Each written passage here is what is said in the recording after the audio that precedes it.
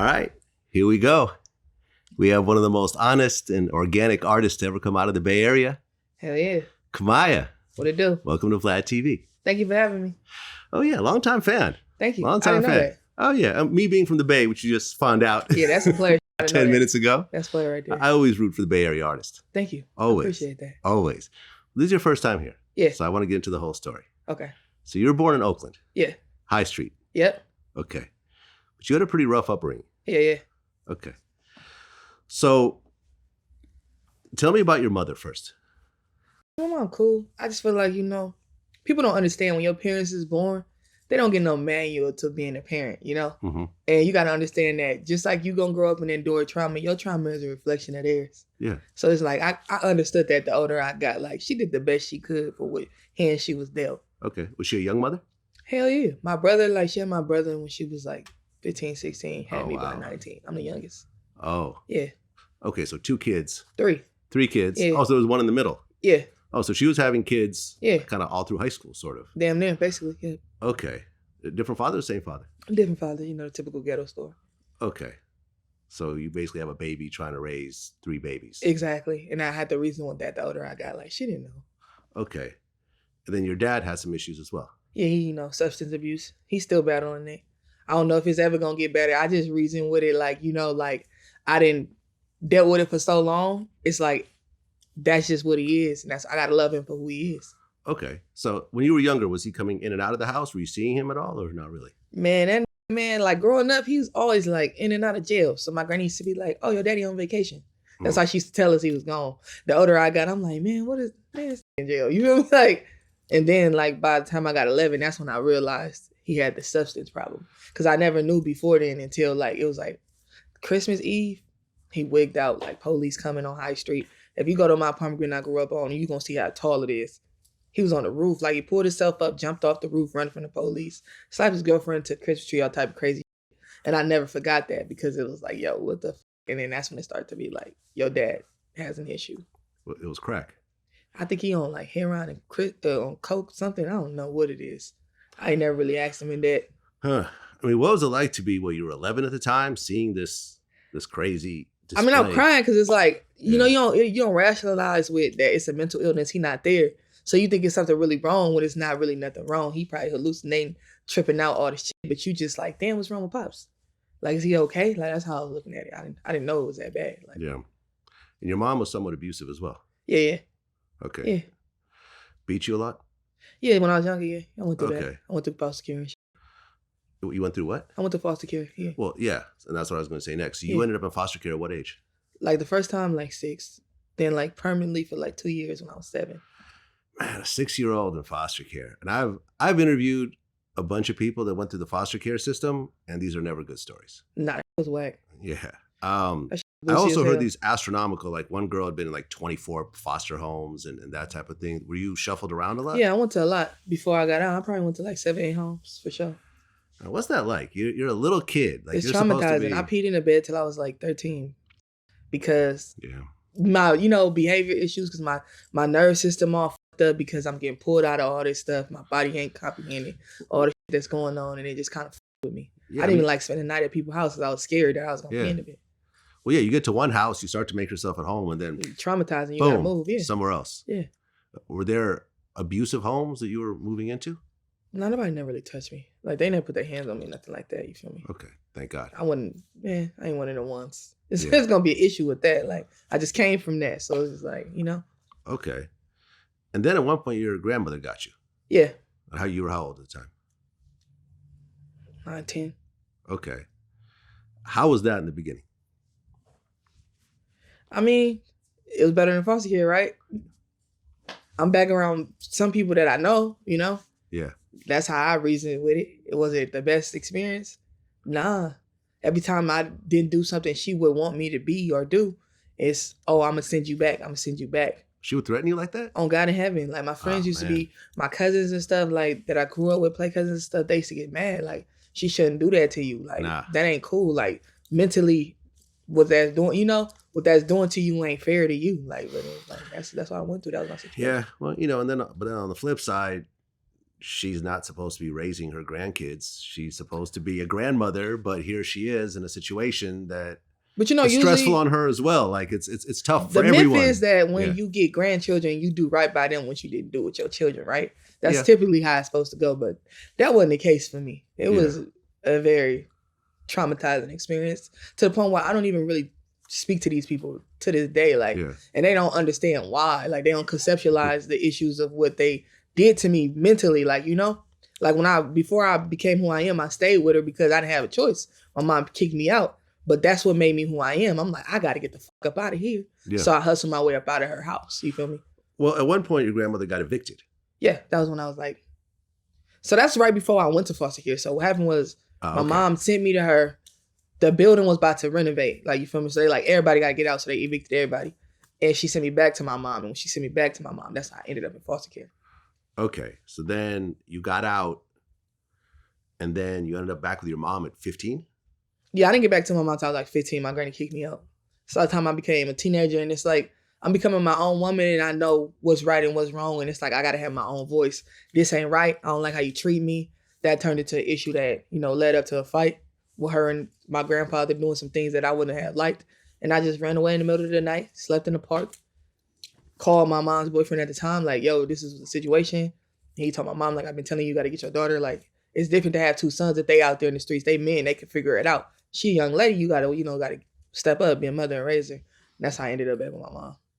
Yeah, I remember there was an article we talked about your parents. You said, fuck them, they weren't there. I grew up in foster care and then got taken out by my grandmother. And I never ever in my life ever disrespected my parents. Whoever put that, that's a damn lie. So that's not true. Absolutely not. You guys, anybody who know me, you just heard how positively I spoke of them in the beginning of this interview. I will never disrespect my parents.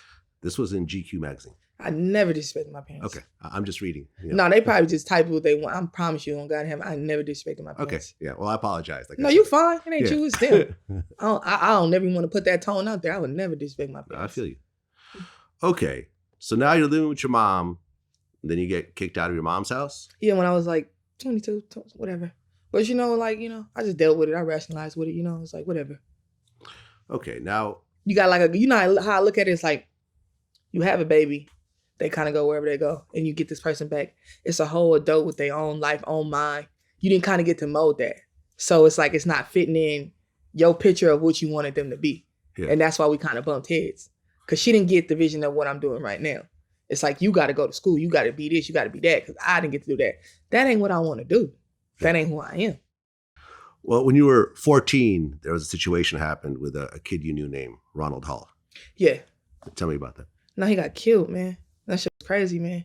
There was this place called Kibble's Carnival in Oakland when we was growing up. Like a little club and shit. He was an innocent bystander. Like, he was just shooting and he ended up getting hit in the back of his head. And it kind of traumatized me because I never knew nobody who died. Especially not that close. This is somebody I used to be with like every day at the Boys and Girls Club growing up. And to just have him like completely wiped out, it was like a different experience, you know? And this is before now, you know, I know hundreds of people probably died now, but that was the first one that was like the snowball effect of becoming an adolescent, a teen. Like, oh, this is a thing. Like, everybody gonna start dying. Yeah, I mean, you even said, I don't want to die early because I'm in the wrong place at the wrong time. Yeah. Yeah. Now, that was the first instant. And then, like, my play cousin, I got her name all up in my arm. Like, she was in a car with 2-3 other people. They shot up the whole car. She died. 17. So it was like, that was like right after that. So it was like, all right, that's crazy. And then right after her, a girl I went to middle school with died the same way she died in the car with 3 other people. So it was just like, I'm not getting in no cars. I'm not going to certain places because I was afraid of that. That was my biggest fear. Like, I didn't even like getting in the car with certain boyfriends I had that was street dudes because it's like, if you got a noticeable car and I'm in a car with you, what if somebody, you know, you did something before you got to me, God forbid, and now I didn't die because of something I had no knowledge of. I was really afraid of that. So you were just scared to go outside?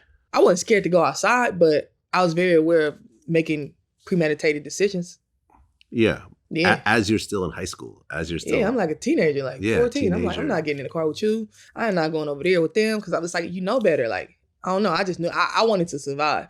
I still think like that. I want to survive. I don't want to die young. I want to be like 70, 80 on some Patti LaBelle and some fly furs. I don't want to die now. Like, I haven't lived yet. Yeah, I mean, a teenager shouldn't go through all that. No, that's how it was though. Growing up in Oakland, that's just the tip of the iceberg. Like, it's been worse instances than that. Like, I'd have been in full-fledged shootouts. Like, really? Yeah, man, that's how it is. Like, at what age? Like 14, 13, going bullets just flying all over. everywhere. That's just normal. Like, but I didn't realize that until I got into this business because I was a little bit like, I started having depression and stuff, and I felt like it was survivor's remorse because I didn't realize how traumatic all the stuff I went through was. And it was like, oh, you're going through survivor's remorse. You don't understand why you made it and other people didn't. You don't understand why you're in this position. Because it's like the odds were you weren't meant to be what you are. Statistics say I'm supposed to be dead in jail or a prostitute. I overcame all those obstacles. So now I'm at this point. It's like, how did I get here? And that's what I had to go to therapy for. Like, and understand like you deserve it. Like you earned that. Like, don't feel like it's wrong that you're in the position you're in. Yeah. Well, you started rapping at 9? Uh-huh. Just play rapping basically? No, about I watched the What's My Name video after Bounce With Me. And I was just like, man, if he can do this, I can do it. So I always love music. Like I used to always watch videos, everything. And I was like, I want to do music so bad. Then I just wrote my first rap and it rhymed and it made sense. And I was just like, I could do this. I can do it. I believe I could do it. And I never stopped. It took me years to get to where I am right now. Like, you know? Right. Because you started rapping at 9, then you went to the studio at 11. Yeah, I've been doing this. Like, it ain't nobody in the Bay, like whoever surfaced, like from that duration of my age on up that don't know me. Because I have been doing it for so long. People don't know I got relationships with these people, but there's records out there with me and artists that people have never heard, but or they heard it but don't have no knowledge that it's me. That was you. Because I've been doing it for so long. Okay, so you start rapping at 9, you go to the studio at 11, but things don't really pick up for a very long time. Nah. So you graduate high school. No, I dropped out. Oh, you dropped out? Hell yeah. Okay, I dropped out to do music. I was in the studio all day. Okay. And at one point you start taking security jobs. Yeah, that was like 21, 22. Okay. Trying to figure it out. But I knew like this ain't so between there, right? Because I'm smart, I'm highly intellectual. I took the entrance exam to get in college. So I started going to college, you know, taking courses in psychology, criminal justice, or whatever. Then I told myself, I'm like, all right, try your music. If it don't work out, education always there. That's your plan B. Okay, so you got your GED or? No, I never get none of that. But how do you go to college? If you... Entrance exam. All you gotta do is pass it. Oh, really? Yeah, if you're smart enough, you just take the entrance exam. Didn't know. Okay. Yeah, I took the entrance exam. Okay, but you're still really focused on music this whole time. Yeah, so that's why I stopped school completely. I'm like, all right, let me focus on this, and if it work out, I'm going to fuck with it. You feel me? And if it don't, I can always go back to college. I got this. Obviously, if I took the entrance exam and got in, then I decided to just take everything I got and focus on the music. Like everything. Every dollar to my name was going to either studio time or me trying to figure out how to shoot the videos, pay producers, whatever. And it just worked out for me, God willing. But when did Big Money Gang come around? That was like high school. Okay. You thinking? Do my research. That was high school. High school. Okay. Those are actually the guys, if you really pay attention and you really been watching my career, them niggas have been around me the whole duration of my career. Ain't nothing changed. We just elevated in life. Okay. And the first single was How Does It Feel? That was my single, yeah. Your first single? Yeah. Like, notoriety-wise, yeah. My first single, though, like, that led into that was Out the Bottle First. How Does It Feel just blew up bigger. But I knew that. That's why I did that. I'm like, all right, this gonna get their attention. This gonna go. I knew it. That was 2015. Yeah, I knew it, though. So you dropped How Does It Feel? Mm-hmm. And people started paying attention. Like a motherfucker. Pitchfork, NPR, like the big kind of established music entities were like, oh, okay. Mm-hmm. How did that feel?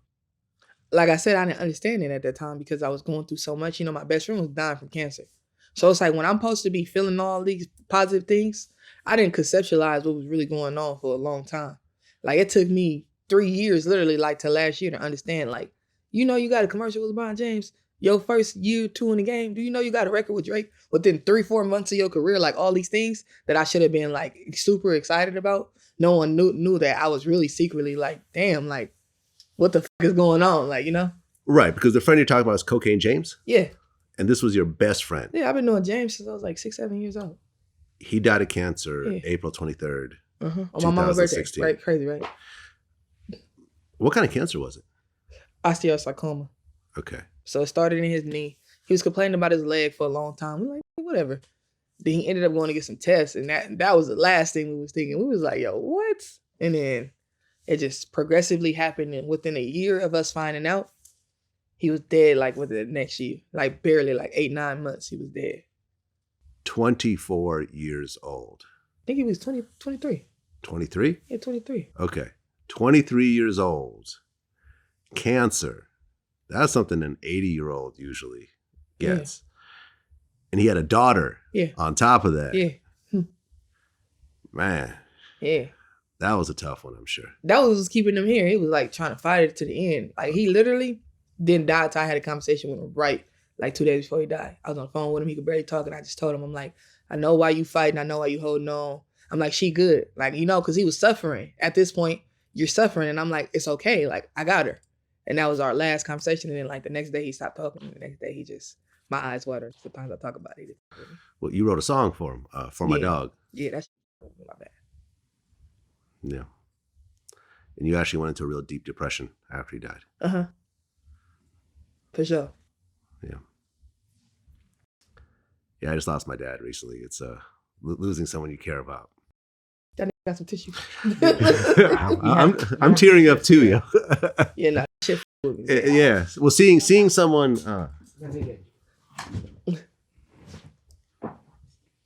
Thank you. Because I don't want to fuck it up. And she be like, I gotta fix this. I'm sorry to hear that. I mean, I saw my dad. He had Parkinson's and like the slow. Man, it's one thing when someone just gets killed and it's over. I've had friends that just died. Right? Yeah. But to see someone month after month go through it. Is, put you more. You see, it's like 4-5 years later, I still cry. I can't talk about it because it's like, it's traumatizing to watch somebody go through that. Because it's like, you got to pretend like you think it's going to be all right when you know it. Like, there ain't no way up out of this, you know? So, March 2016, you drop A Good Night in the Ghetto. Mm-hmm. Those were all your friends on the cover. Mm-hmm. That's actually him going like this. Oh, God. Oh, man. Why that name? Because we needed it at that time. That's what I felt like we needed. I'm like, we need a good night in the ghetto. We going through all this shit. We just need one fun night. That's why you look at it, it's the chips and the Hennessy, because it's like, what does that signify? A fucking party, a great time, you know? Yeah. That's what we needed. Fuck It Up is on that album. Mm-hmm. Featuring YG. Mm-hmm. I just looked it up. It's got 60 million views on YouTube. Yeah. Plus another 60 million views on Spotify. Yeah. Another 20 million on YouTube. Mm-hmm. And Apple Music, they don't release their numbers, but I'm sure you probably 30. Mm-hmm. 100. It's basically gold. It just ain't certified yet. Over 100 million people listen to that song. Mm-hmm. How did it feel to have that under your belt? Because how does it feel it did well, but not like this just happened? Like, oh, really? Yeah. It's just TikTok. It was already big, but TikTok just like. Oh, TikTok made that song go over the top. A little bit, yep. It was already like stupid big, but then TikTok like helped it a little bit, yeah. So at what point did YG come around? Was it around it was like A Good Night in the Ghetto or before? Right before it. Right before it, yeah. So how did you guys initially Sycamore. Okay, no, Sycamore.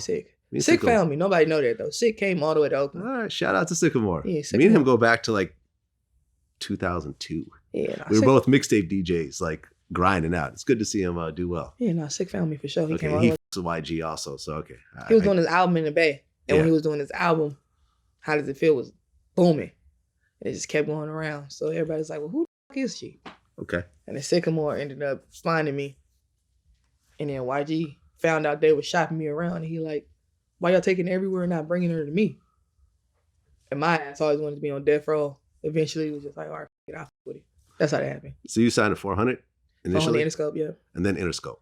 No, Interscope 400. Oh, Interscope 400. Yeah. Okay, so Interscope first and then? Interscope is, like, 400 is under the umbrella Interscope. Yeah, oh, I see what you're saying. Yeah. Got it. How did it feel to sign that deal? You had been grinding for what, 10 years at that point? More? I didn't really get it. Like, I don't know. Because you know what people don't realize about me? Like, I come from the Bay, right? So it's like E40 Too Short. They laid the foundation of independency, you know what I'm saying? Mm-hmm. Do the independent hustle. I always wanted to be independent. They paved the way for what Master P became great at, you feel me? So that was always my goal. At the moment, at the time, my manager was just like, this will make it easier on us if you just do this. Which is now, as you see, I should never did. Because it was like, you know, it halted a lot of shit. But in my heart, I never really kind of wanted to do the whole deal thing. But I was like, shit, if I'm going to do it, I always wanted to be on death row. Okay, let me see what it do. And I lived on the edge for some years. Well, right around that time, Why You Always Hating? No, Why You Always Hating came because of what Sycamore and them had already did. So what happened was Sycamore and my business partner manager now, right? They flew me out. They're like, let me see what you can do. And I was telling them, like, I could do 10 songs in one night. They're like, yeah, whatever, we're just gonna fly you. I'm like, no, I'm gonna do 10 songs in one night. The last song happened to be Why You Always Hating. That's why I sound like that. I don't even like the song. It was just me, please, you feel me? YG wanted that. He wanted it hella bad. And that's how that happened. Because when they first took me over there to him, because he was like right around the corner from where I was recording, they just played him all the records. He was like, man, this shit bang, this shit bang. Like, let me get it. And I was like, I don't really f with that. And he just kept pushing. So what happened was a swap. I took it up. He took Why You Always Hating. And that's how that happened. Because we ended up like building a relationship. And over the course of time, I was like, Art, if you want that record so bad, you take this one, I take that one. That's how it happened. Okay. So YG takes that record. You're already on the hook. Mm-hmm. I had a verse and a hook already. Okay. Yeah. But he took just the hook. Yeah. He did his own verse. Yeah. Then he added Drake, of all people, who even at that time was the biggest thing in music. Mm-hmm. How did you find out about that record and what was your reaction? That was because of me anyways. Nobody know that. Like, Drake was already tapped in. Really? Yeah. So I was already talking to Drake before that even happened. Really? Yeah. YG just hit him like, I'm about to sign her. He was like, I fuck with her. I'm going to do it. Because he was already, me and him was already tapped in on our own accord. Aha. Yeah. Were you guys doing music at all or just talking? Me and Drake? Yeah. No, Drake just reached out on some player shit. And he was just chopping it up on some player shit. He's like a real music dude. Yeah. Like Drake really, it doesn't matter your stature. If he really, you know, a lot of people I know that have had conversations with him who do music are like, yeah, he just loves the music. No, he a player for sure. Okay. So then Why You Always Hating comes out. There's a video for it. And was that the biggest look at that point in your life? Essentially, yeah. It should have been. If you really think about it, you're doing the hook of a Drake song with You know what's YG. crazy? That moment wasn't the biggest moment for me. My favorite moment at that time was the Fader Fort. I don't know why. It just that was a stand. The show? Yeah, it was a standout for me because it's like we made it. It's like me and all the homies at some big ass event, just doing us, going up. Right, because your first show in the Bay was sold out. That was way later, like June. Oh, that was later. Yeah, Fader Fort was my first ever anything. You never performed before? Like in Oakland on some hole in the wall, but like as far as like some real serious shit, it was Fader Fort. And it came hella quick. Like I tried to feel like November. Fader Fort was March. So you're on a roller coaster at this point. Yeah, I'm going to fuck up. It's cracking.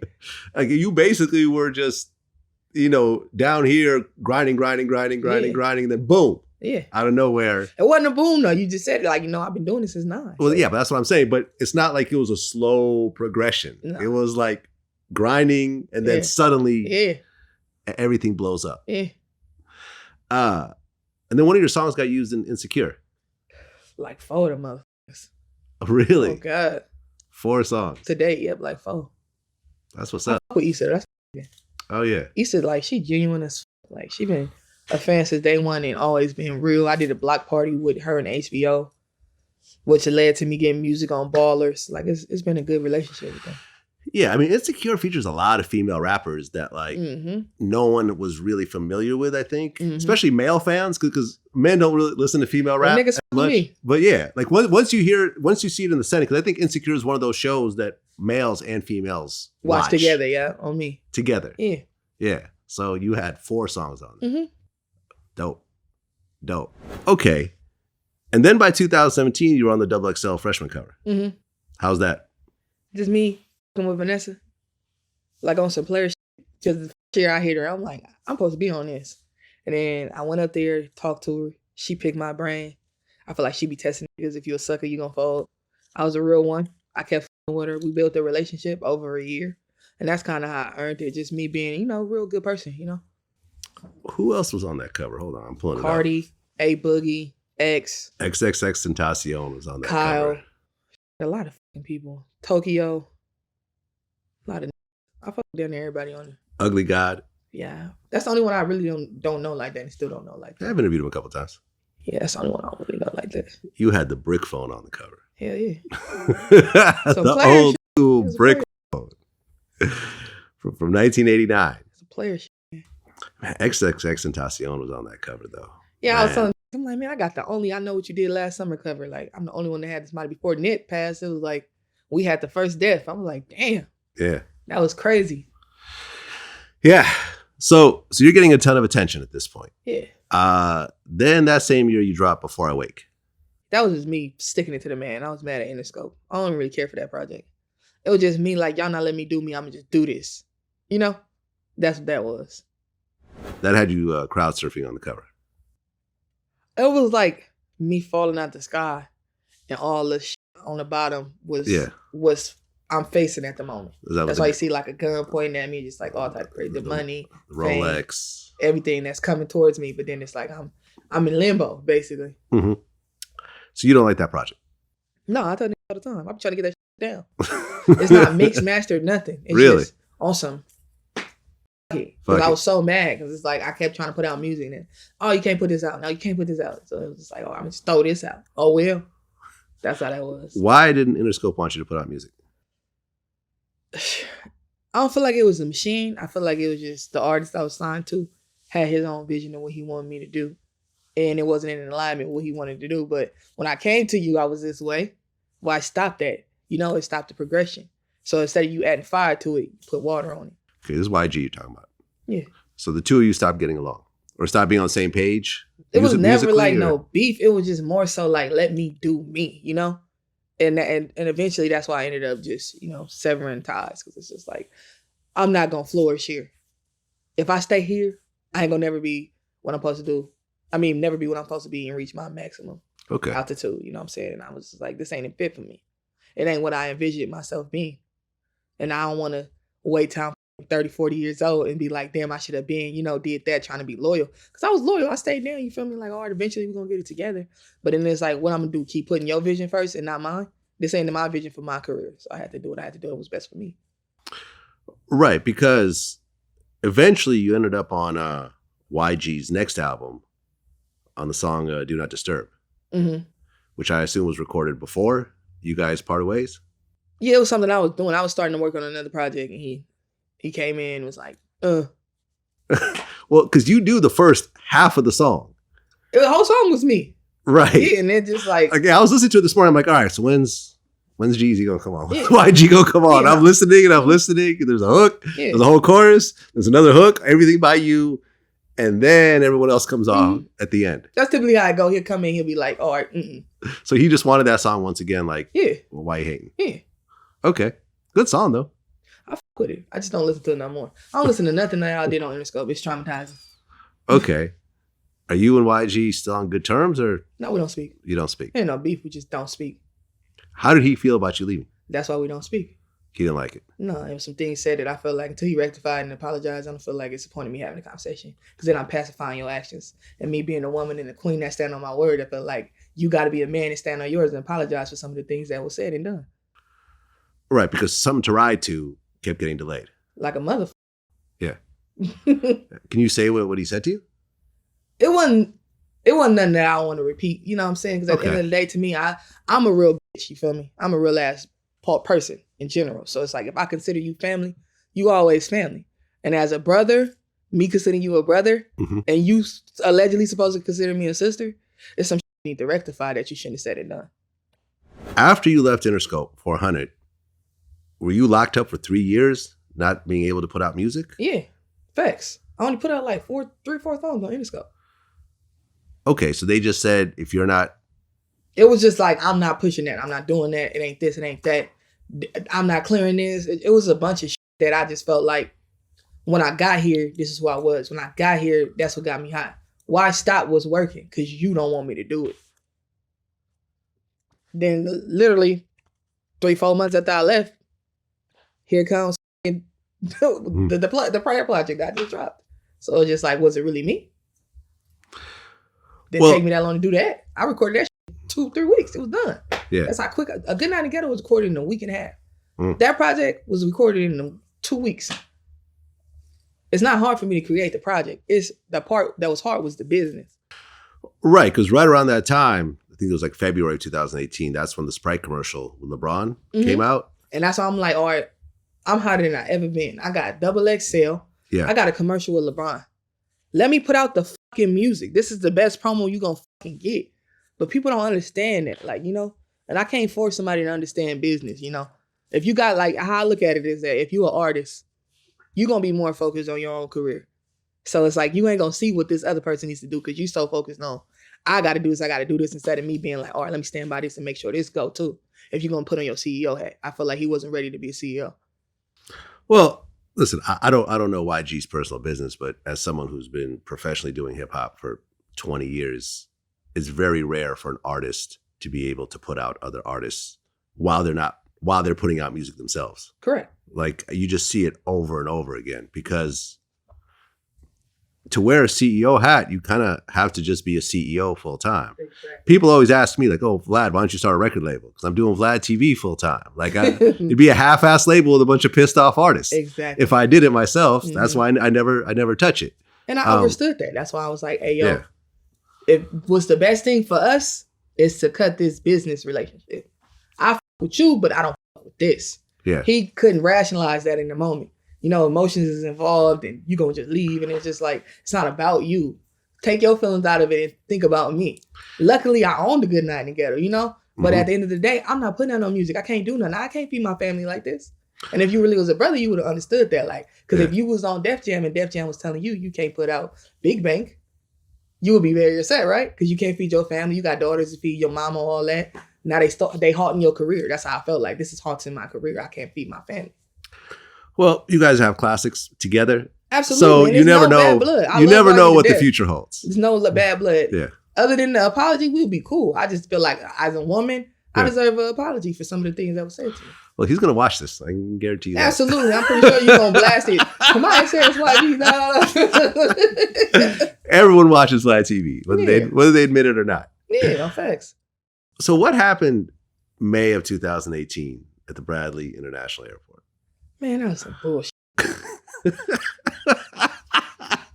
Like I said, I'm a very outspoken individual, and I believe in what I believe in, and I stand on that, and it's more than obvious. A young lady who worked there was abusing her power to say so, wrap it up in the shortest form. She was telling me, like, my manager, she just walked out. First, she harassed her because she has two last names, so she hyphenated. So it's Hendricks Kellum. She like, I need this person, this, or you can't get through. Why is it only this name and not that name to her? I'm standing there. I'm on the side. I got my bonnet on. I always got my bonnet on. That's just what I do when I'm comfortable. So I see 3 people come through with hats. All the shit. I go walk through. Oh, you got to take this off right now. I'm like, I asked her a couple questions. I'm like, okay, why should I have to take this off if they didn't have to take that off? Because da-da-da. I'm like, all right, what if I'm religious and this is her job? Would you make me take it off? She like, that ain't religion. I'm like, well, how do you know that? And then she just goes on this tangent. I'm not, complying because I'm just like, until you show me a law that states that this has to come off, I'm not taking it off because I'm not as dumb as you think I am. Then it turns into a verbal debacle. She calls for backup. It's a black man. I'm like, you as a black man, you gonna let them do me like this? That's what got me harassed. And it was in his feelings because I called him out in front of everybody. That's literally. And then I get in the police car, motherfucker trying to talk to me, be friends. Fuck you. Right. So you get arrested. Yeah, because he was upset that I asked him that in front of them. Like, I feel like he felt like I was questioning his authority as a superior black man in a goddamn airport. But I'm just like, they wrong. If they wrong, just tell them they wrong. Then they go on to tell me, oh, TSA can make up their own laws. Because I'm like, I fly all over the country. I ain't never heard this before. Why should I have to do it? Because you want me to. And that was their explanation. Oh, we can make up our own laws. Shut the fuck up. I'm never coming back here. Well, you tweeted it. You said, I'm never going to Hartford, Connecticut again. Ever. I had to bail out of jail for wearing a bonnet in the airport. And that showed me enough about what type of place it is. Period. Like, and that was facts. I get to the goddamn courtroom. The goddamn judge, she got her hair done, all type of shit. I'm like, yo, what the f? Then we look to the side. Now, like, mind you, everybody's cases is going on. They calling everybody cases. They call my name. News publications start flooding in. I said, oh, I see what the f y'all on. My manager politely tell him, he like, don't do that. He like, don't record her. This ain't what it is. Mind you, I flew out there because they couldn't technically charge me with nothing. It was demoted to a fine. But now y'all trying to make an example out of me. So I told her, I said, hey, you bring them in here, I'm going to tell my story and the world going to know what y'all did to me. And that's what made them dispose of all that bullshit. Because I told them, like, I'm not dumb. Like, y'all going to have to deal with that. Y'all want that? Because that's what it's about to turn into. A whole different type of situation. I can almost guarantee you every dollar in my bank account, every fucking news publication walk the fuck up out of there. They didn't want that problem. Well, then September of 2019, I guess you guys were watching a movie. somewhere. We watching Power. You know how you got apartment complexes? Yeah. And you can rent out the theater? That's what it was. Somebody brought me back my weapon. It wasn't on safety. I was checking it. It backfired. That's all it was. They turned it into this whole, Kamaiyah shot up a movie theater. Like I said, and I understand that. Like, I'm a strong black woman from the ghetto. You know what I'm saying? I'm very outspoken. They're going to try to paint me as an angry black woman. I just know that's what they're going to do. And I'm not going to explain myself every time somebody feels as if I'm doing something that they don't agree with. Why should I have to explain to you what happened when I know what's happening? If you watch the goddamn camera, if I release the footage, you would see that. It's like a boom, and we all look at each other, we laugh, we like, what the fuck just happened? Then we get the fuck out of there, because they know some shit. Like, oh, we got to get the fuck out of here before they come. We about to get in trouble. Well, yeah, you actually got booked for felony neglect discharge of a firearm. That shit all. Dropped. Yeah. $35,000 bond. Done with. So all of it is dropped. Dropped. Misdemeanors. Because I didn't do nothing. Like, I don't got no priors. Like, I'm not no violent, drive-by, shooting ass, gang-banging bitch. This is literally for me to protect myself. You see me sitting here, I have $100,000 of jury. I'm not about to just be walking around or driving around like this on a regular with no form of protection. At the end of the day, I am a woman, right? Yeah. A man is going to try to take advantage of that if he feels the need to do such. I'm not going to let you get the opportunity to do that. That's all that is. Hey, man, I got guns at home, too. I feel you. Yeah. I feel you. And I got a license. That's why it was really no big. You have a carry permit? Yeah. How did you get a carry permit? Not concealed carry. I can travel with it. Like, I can't just have it on my damn head. I was going to say, concealed carry in California is damn near impossible. I can't get that. No, I can legally have a weapon. Yeah. That's what that was. I can legally have a fucking weapon. So at what point you did a song with Travis Scott? Yeah. Travis was like early on. Nigga, this was like 2016. Before he became the biggest thing in the world. It was like right before. Yeah. Right before. He was a fan. He summoned me damn near. I was like shooting, what's the name of that damn song? I'm shooting I'm On and More Money, More Problems the same week. I had shot like 3 videos back to back. Mm-hmm. That weekend, he like tap in with some people who know my peoples. And like, Travis wants you to come to the studio. I'm like, shut the fuck up. And like, no, dead ass. And I pull up, we at like Kanye studio, and nigga was telling me how he with me, the music. He actually told me he listens to Filthy Rich, which was very crazy to me. I'm like, Filthy? You know, you'll never think like to be tapped into the Bay like that, you know? Yeah, I know Filthy. Yeah, so it was like one of them, we having like a little player talk, and we ended up doing a record from that night. And it got leaked like 2-3 years later. Right, yeah. You said, this song was 2 years old and unmixed. It was like middle finger to whoever leaked it. It was leaked. It was supposed to be, literally, it was supposed to be like, it wasn't going to come out, and it was supposed to be on my project too, but we never got around to the clearance side because, of course, he blew the fuck up. And, I'm understanding the business. I'm like, when a nigga catapult like that, you got to get that motherfucker like 2 years to come back down and be humble or whatever it is. They going through their little rise right now. So I was just like, I'm not going to stress it or force it. It ain't going to come out. Then it randomly leaked. I'm like, what the fuck is going on? I mean, it's a good look. Yeah, for sure. I remember, so last June you dropped Windows. Yeah. With Quavo and Tiger. Yeah. Same thing. Like, I met Quavo through Travis way before it was a Bad and Bougie. And me and Quavo was always supposed to do the record. He a real player. So he would just always be like, we're going to get one. We're going to get one. We're going to get one. And then I seen him and I was like, hey, I got this record. He instantly did it. Yeah. And I remember you sampled that one news. Yeah, the Oakland the whistle tips, was it? The Oakland that, whoop. Yeah. It's like an alarm clock. Yeah. That's why I put it there, because I'm like, this is like a That's such a Bay. That was Bay viral before there was a viral. Yeah. You know what I'm saying? Like, I remember that when I was working on Ghost Rider and the Whip, I tried to license that, but we tried to actually find that guy. Yeah. We tried to find the dude. Man, that was the homie cousin. That's how I got it cleared. Oh, you got it cleared. Somebody I went to high school with, dead ass, that was her cousin. That's how you know the motherfucker really from the Bay. Let me tell you some shit. You can easily make a call, tap in, and get the info. If they not, they couldn't make that happen. I put the shit on my Facebook like, hey, who is this? She like, that's my cousin. That's how I ended up getting. I'm like, hey, tell him call my peoples. And that motherfucker, man, let me tell you about Bub Rub. This nigga had no phone. What was that? Bub Rub. That's the name. I have not heard that name in like 12 years. I'm like, this ain't no town nigga. If I don't know one, this nigga got no phone. He ain't got this. He ain't got that. But he want the record cleared. He wanted to come out. It was crazy. But we got it. We made it happen. For sure, we made it happen. Yeah. For whoever's watching this, just type in Bub Rub. Yeah, just go on YouTube and put Bub Rub or Whistle Tips, and you will see the funniest news segment you'll ever see in your whole life. When you want to woo woo, it's that woo woo. You know what I'm saying? Then you got the flows. They didn't trip out the flow masters. That decoration, man. It's just for decoration. That's it. And that's all, man. December 2019, you dropped Still I Am. Yeah. Okay. Yeah. Why that name? Because that's how I felt at the moment. Like, I still am everything that I thought out to be. Don't get it f***ed up just because it was like halted. Nothing switched. Like, I'm still happy. Well, you had that, you had a line in there. You said, I love a hating asshole. That's my real fans. They're my real fans. Yeah. You think that your real fans are the haters? Yeah, because you know what a hate is? It's a form of admiration. You love me so much that you hate the fuck out of me. It's like, I pay attention to you so much that now I hate it. Like, how are you doing this? Why are you doing this? Like, it becomes hate. Motherfuckers do it all the time. Yeah, the oddest thing, especially like on social media, is someone will send you like the foulest message. They'll at you. And you say something nice and then you respond and now they nicest motherfucker ever. But, sometimes you'll go to their page and they're following you. Yeah. And it's like, why are you so angry at me, but you're still following me at the same time? People love you, man. That's why I realized. I'm like, I don't get a lot of hate for real. People really love me because I'm a genuine individual, you know? It's a high form of genuity to me. So if you know me and you really follow me, no, I'm not clout chasing, so you don't see me all on the blogs, but the people who actually actively follow me, they're like, oh, Kamaiyah, really a good person. She got a good heart. She love kids. She do philanthropy. Am I a fucking activist? No. But I do my shit. Yeah. Yeah. Now, you and Kehlani were real cool at one point. Mm-hmm. I knew this shit was coming. Of course. Yeah. Of course. With VladTV. Yeah. I mean, of course. Kehlani's from the Bay also? Yeah, I guess. Now, you guys were working on a project together or a song together? It was completed. A whole project or a song? It's completed. Project? Yeah, it's completely done. How many songs? Like 12. Okay. Mm-hmm. And then something happened with one of those songs. Mm-hmm.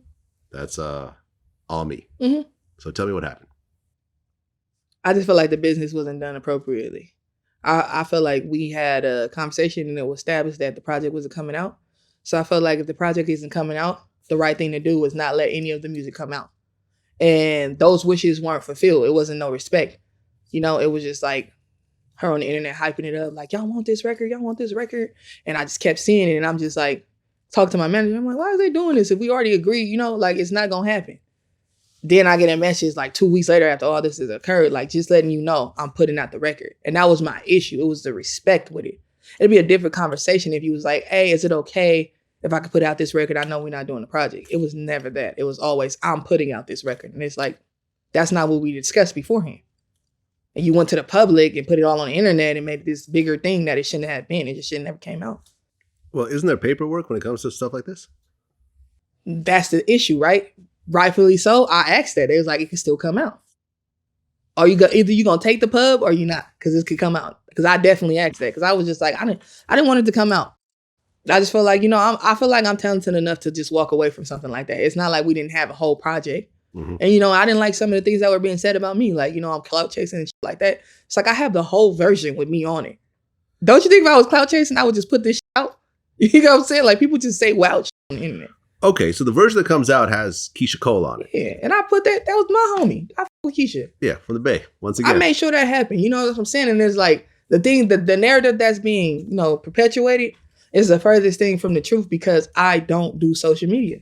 So I just let people think what they think and say what they say. So were you taken off that record or no? 100%. So your verse or verses? A verse. It's completely taken off. A verse was taken off. Mm-hmm. So it comes out, but Keisha Cole originally was on that version of the song? Or no? On me? Yeah. Okay, so it was you, Kehlani, and Keisha. Yeah, it was some Oakland shit. That's what it was for. Some Oakland, right. Yeah. Then it comes out without you on it. Yeah. So, I mean, I can see why you'd be tight. I wasn't even upset about the record itself coming out. It's the way it was done. We agreed it would never come out. Mm-hmm. You said, f*** it is coming out. That's what the issue was. Because it was a respect thing. I feel like we understood that this wasn't happening. The project's not happening. So the music shouldn't happen. It's like me taking a record and being like, I'm putting this shit out. You would be like, as an artist, you can be like, what the fuck is she doing? Does this have anything to do with her dating YG at one point and you and YG, you know, being signed and anything? Does you see what I'm saying here? I get exactly what you're saying. Just leave room for the people to figure it out. So you can either confirm or deny. I'm not confirming or denying anything. Okay. But obviously, if you put two and two together, you understand what you know, who put what together and how it occurred. So, and that's why I was just like, I'm going to let the public think what they think. Because obviously, I'm going to be whatever I'm gonna be because people don't know me. So y'all think what y'all want to think. But if you actually know, like how you know and you do your background search, you're gonna be like, all right, this is deeper than just, what the surface is. I just, like I said, I'm big on respect. I just feel like in a lot of those situations, I wasn't being respected as a person. So I just walked away from everything completely. Well, at one point, you apologized for threatening Kehlani. I apologized, because I said I wanted to fight her. Because I felt like, I'm dealing with some police-ass people. I'm not going to do this on the internet. Yeah. All right, I'm sorry. Okay. Because it was becoming, that's what I'm saying, like, these were being perpetuated into something that it wasn't. Like, oh, she threatened to shoot up my house with my baby. I would never in my life threaten that child. I love that baby still to this day like it's my fucking niece. Why would I threaten to shoot up an R&B singer's house? I'm really from the streets. Yeah. What sense does that make? None. You think I'm going to take a penitentiary chance on you? No. So it's just like, all these things are being said about me, and I'm just letting them say whatever, say whatever, say whatever. The one thing I did say was in a text message directly to her, like, it's going to be what it is. That was the only thing that was said. Me saying all that extra shit, that was, man, please. Well, but you got the publishing from that record, part of it. No, not really? I mean, yeah. I don't know the depths of everything because I didn't get into that. I let my team do that because it was like, I was over it. I'm like, I'm over it. It's just too much drama. Like, I was trying to walk away from everything in a peaceful state, and it turned nasty because of what was going on behind the scenes. And I'm like, this is not what I wanted. I just wanted to go here, do me, and start a new chapter, and it's becoming all this extra. Well, I mean, you're part of another dope record. Just add one to the list of accomplishments. I mean, you can't be that mad at the end of the day. Since I was never mad. I was just not feeling respected. That was the whole issue. You ain't never see me say nothing negative about her in the public light. Never said nothing about her talent, her look, nothing. I just said I didn't feel like I was respected. This is why we're not friends. The media made it seem like she's jealous. She's this. I never said nothing. You can go look up all my tweets. I ain't never said no crazy shit. I'm not that type of bitch. I'm going to tell you personally. That's what I said. In the messages, that's going to be what it is. But in the public, we grown ass people. We could talk. Like, I'm not about to do that. You also had a song with Trina. Yeah. We talk about slashing dudes' tires and busting out their windows. And you ever do that in real life? No, some young shit. Young shit. Okay, so you've done it every so often. Just once. Just once? Yeah, once. So how bad you messed up the car? It was bad. It was bad? It was a very expensive car, too. What was it? It was like a BMW. Okay. A very expensive one. What did he do to make you mess up that car? Same shit. Do cheat. Cheat. Lie. Lie. He's so dumb. Like, he probably ain't gonna see this. I hope you don't. He don't even know it was me to this day because it's so dumb. Like, you dumbass. That was me. Like, so you were like, he called me babe. Woo, woo, happened to my car, and I'm just like, oh, so you came out like, I wonder who did this. Let's go find him. Not even that. I'm just like, oh, for real? Like, on some shit like that. Like, you're so goddamn dumb. This is how you know you cheat too goddamn much, loser. Well, I think in one of your interviews, you said that you like women, but you're not gay. I feel like I like spirits, right? Mm-hmm. So I like, after being in the industry and shit, of course, coming at you in tenfolds. I started dating women. You started dating women? Yeah. So it's just what it is. So a full-blown relationship? Yeah. So how was that? Technically, it's bi. I don't like terms. I just fuck with what I fuck with. Okay. So what was it like? At what point did you start dating women? It was like, after How Does It Feel? All the shit. Okay. Yeah. So you're an adult by what? I was dating men, all that shit, till I was 23 years old. Were you just sick of men at one point? Just want to see what else there was? It was like the person I ended up dating was because all the stuff that was going on with my brother, and they was just the closest thing to me, and it turned into something else. And I feel like I kind of like just needed somebody there, if that makes sense. You know? Yeah, of course. That's how it kind of happened. But beforehand, hell no. I tell you, on the stack of Bibles, like, I ain't no bitches. Like, that's how it was. So what was different with the female relationship than a male relationship? Just the emotions. You know, niggas is weird. Y'all don't like to verbally express yourself. That's true. Yeah. Okay. Women are all. It's very emotional. Understanding, you could be yourself and all this shit. It's like a more caring, compassionate relationship. Did you guys break up eventually, or? Yeah, I don't talk to that person at all. What was that like? I mean, to break up with a female as opposed to a male? Honestly, to be quite honest, it was actually extremely cool to where it could have went. Like, it just was like, this ain't working, and we just went our ways and just don't talk. I don't see this person, nothing. Okay. So these days, do you prefer men or women in terms of whoever's loyal to me? Doesn't matter. Yeah. Whoever's loyal to me. That's what's up. Yeah. That's what's up. 2020, who gives a f***? As long as I ain't an animal, who cares? Well, you said that Tupac was one of your biggest influences. We've probably done more Tupac-related interviews than anybody. I'm pretty sure you have. Yeah. You ever see the Keefe D interview? Yeah. You watched the whole thing? Yeah. What'd you think? To each his own. You know. I mean, before then, did you think that it was a whole conspiracy to kill Tupac, or the government did it, or Suge did it, or all these? I'm so weird. I still don't think they're dead. That's just me. You think he's still alive? I don't know. I just do. He's really dead. I mean, I know his close friends. I feel you. That's just my own perspective. I'm like, dead. Yeah. The Machiavelli affiliation, all this shit, just me being an intellectual individual, just putting hella shit together in my own mind. I'm like, this motherfucker was smarter than y'all think. Well, let me put it like this, and this comes from people that really were super, super close to him. They said, if you think that Tupac, with his personality, could lay low for 25 years, as big as his personality is. I feel like he was fed up. That's just my personality. That's my personal perspective on it. I feel like he was fed up with the business. Well, he didn't want to do it no more. And that was like an exit route. That's just me. Yeah. I had a whole, it's crazy. I had a whole argument with my uncle at like 6 years old. I'm like, and I think about it and I'm like, why are you arguing with a 6-year-old? He's like, come on, he did. I'm like, he ain't dead. I'm 6 years old arguing with this. Or maybe he went in and put hands on someone who was known to shoot people, who was already being investigated for multiple murders.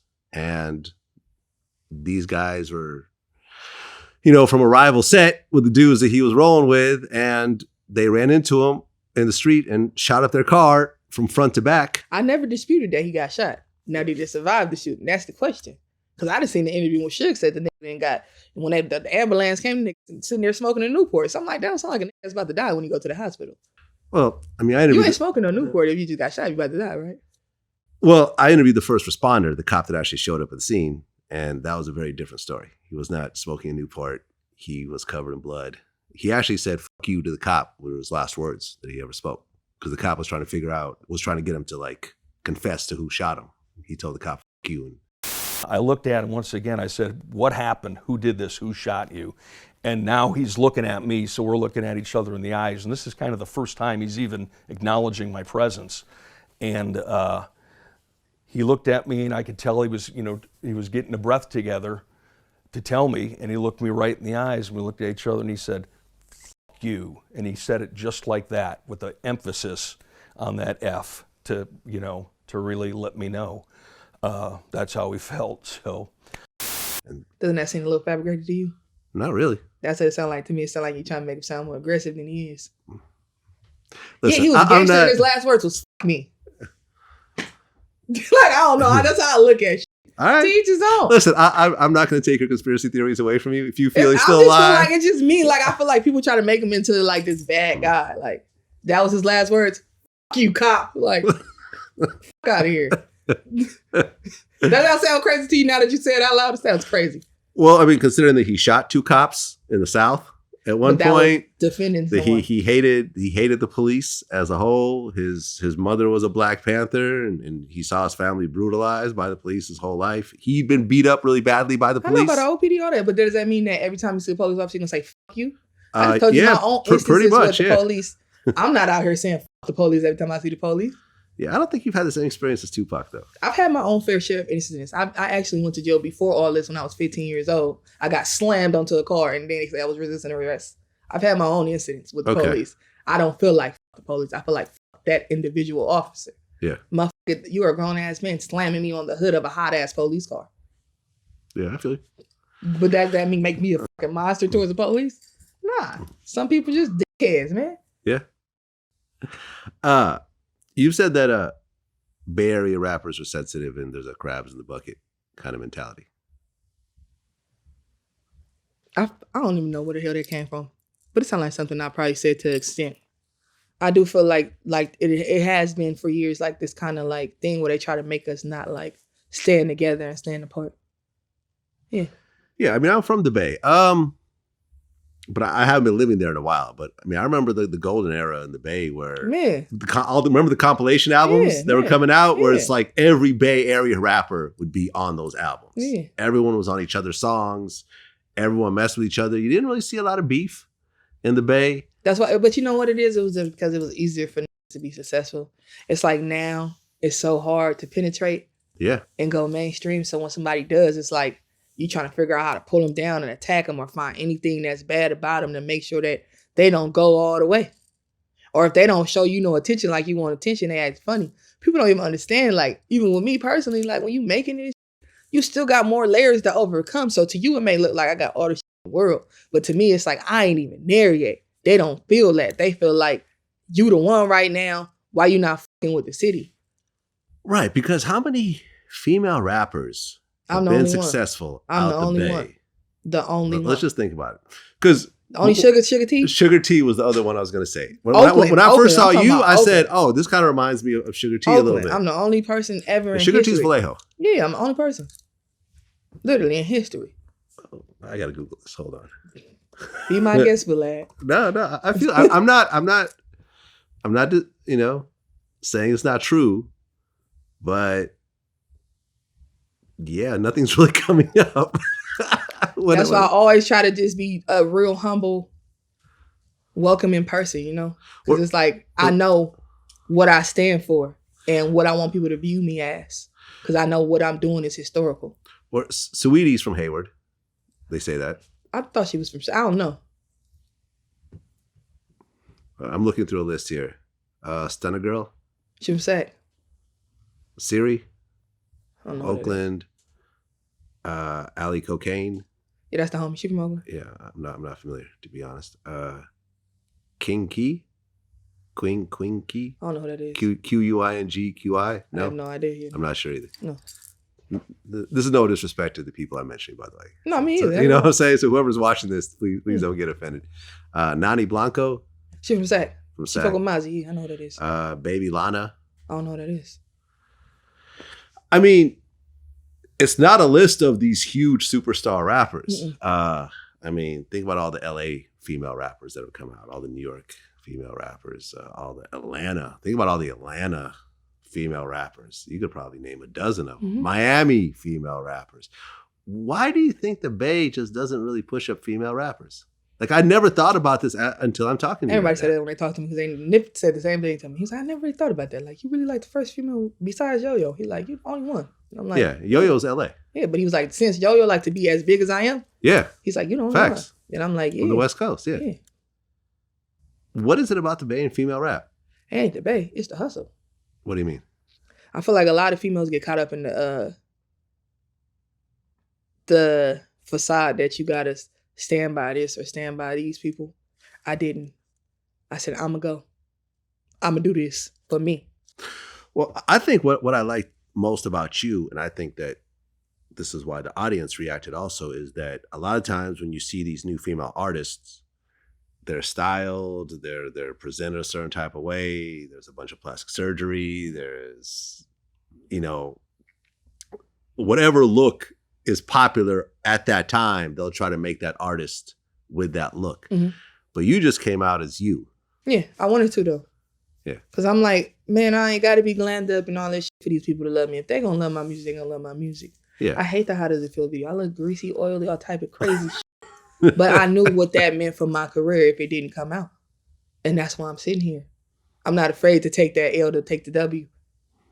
That's it. People be scared to just, I'm going to shoot, right? Now, if I go to the championship, it don't matter how many times I lost, I still won, right? People don't have that mentality. Yeah. But I mean, it's still mind blowing though. Like, as long as I've been, you know, living in the Bay and listening to Bay Area music, it just doesn't. And you look at the big crews, yeah. I mean, E40 had Suga T, but that was his sister, his actual blood sister. You know, so he just had all his relatives pretty much in the group. Yeah, Bill J. All family, they real family. Yeah, real family. That's why I f with him. That's how you supposed to do it. You put on your whole family. Right, and having a female in the group has always been kind of like a hip hop thing. Yeah. You know what I'm saying? Jay-Z did it. I feel like it's kind of old though. It's like now nobody give a fuck about that. Yeah. It's just like, I'm doing me. Yeah. We got the mentality like, eat just like you gonna eat. You gonna make your money, I gotta hustle and make mine. Right. And female rap, I feel like, has definitely been on the uptick in the last couple of years. You know, with all the dolls and everything else like that. Like, and when I came in, it was like literally like me, Cardi, Dej, and Nicki. Like that was like kind of like, and then it was just like right after that, it was like everywhere. I'm like, yo, this crazy. Like it just started being girls left and right. But I fuck with it though, because it's like it make it more fun. It does. Yeah, it's like, and I fuck with the female rappers. Like, you know what I'm saying? Like, you know, I feel like people try to make it this thing where it's like don't get along, but with me, it's been the furthest thing from the truth. I get along with damn near everybody. Okay, so you and other female rappers get along. Yeah, I don't be having no beef with nobody. I love Days Love. That's the homie. I fuck with Megan Thee Stallion. I fuck with Cardi. I fuck with Dreezy. Everybody. Like all these people. Oh, that was another one. Was it Dreezy? It was Dreezy too. When I came in. It was like, I fuck with these people. Like they want you to not fuck with each other because it sells more. Right. It makes it more competitive, right? If you tell your female rapper she's better than another female rapper, you're going to put fire on her ass, right? She going to go a little harder than she was before because now she's trying to fight for the throne. You know what the fuck they be doing. These niggas fucking instigators. Well, but when's the last time you seen a female tour? But that's because it hasn't presented itself. I feel like we was getting there because I talked to my booking agent about it and she was telling me about another artist who had that in the works. I feel like it's going to happen. Nicki took MA and Deja on her tour. That was the last time I seen it. All right, so that's kind of a female tour in a way. She did it. I think it was like Ray Shimmer, Dej, her, and okay. All right, so what's next? Dropping this fucking music. I'm trying to hustle my way to like, you know, I feel like I'm not all the way a household name. I'm like the biggest underground motherfucker you could be. I get A-list looks, right? But I'm underground. Because I don't really care for fame like that. You feel me? I just want to hustle and be a businesswoman. Right, and you're completely independent now. All the way. All the way. All the way. But I owned Good Night in the Ghetto, so I was already there. Right. People don't understand that. Huh? You like it better? Yeah, I had the liberty to move how I wanted to move and do what I want to do. And it makes it easier on me because there ain't no pressure. That's why How Did It Feel and all that shit was fun because it wasn't no pressure. I could just throw a greasy ass video out and be like, whatever. Now, if this is a label, got to look like this, got to be this, got to be that. I ain't got to do that. I could go shoot a $500 video and that motherfucker could potentially get 50 million views. Yeah. Well, Kamaiyah, you've broken through a lot of ceilings. Yeah. And regardless of what happens next, there's some little girl in the Bay right now that's saying, what keeps me hustling. You know something? That's what Keisha did for me. You know? Aha. Okay. So it's like I got to do that for somebody else. If I never seen Keisha go through foster care and all that shit and overcome it and become the biggest singer in the world at the time, I would have never believed that it was possible. Yeah. It's somebody right now looking at me the same way. Why would I stop? Keisha probably don't even know that because I never told her that. You know what I'm saying? But because I saw her do so many things so quick and become so big and be from Oakland, it was like, this is the thing. I never seen no girl do this in my lifespan. That was the only one. So it's like, I got to do that for somebody else. Somebody going to look at that commercial and be like, you know what? Kamaiyah, the only person from the Bay to have fucking endorsement with a company like that since MC Hammer and be like, I want to inspire to do that. That's what inspired me, seeing him do that. You know, we from the same neighborhood. Nobody know that. Like, Hammer from High Street. So me seeing that, I'm like, I got to be like that. I want to be Hammer. I don't want to be this. I want to be that. That was the first nigga diamond. If I'm going to aspire to be anything, it's going to be that. And this nigga from my hood, I got to do that. That's what I'm shooting for.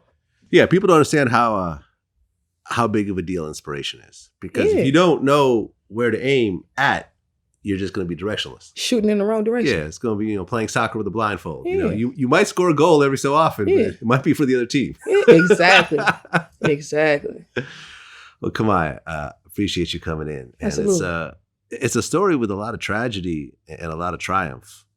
I'm a hustler though. I overcome any adversary, any type of anything you throw at me, and I'm going to do it with a smile. That's why people don't like me. Yeah. You can't break my spirit, man. We're from the Bay. Can't break my spirit. We're cut different. Cut different. I'm be happy. I hold no grudges. I be happy. Everything is a lesson. You got to take the lesson and know it's a blessing. That's it. People be trying to sit around mad all day. How you going to prosper like that? Real tough. You festering in negativity. I ain't doing that shit. Real tough. I'm going to figure out how to get some more money and take care of my family. That's how it is. Until next time, all the best. Hell yeah. Peace.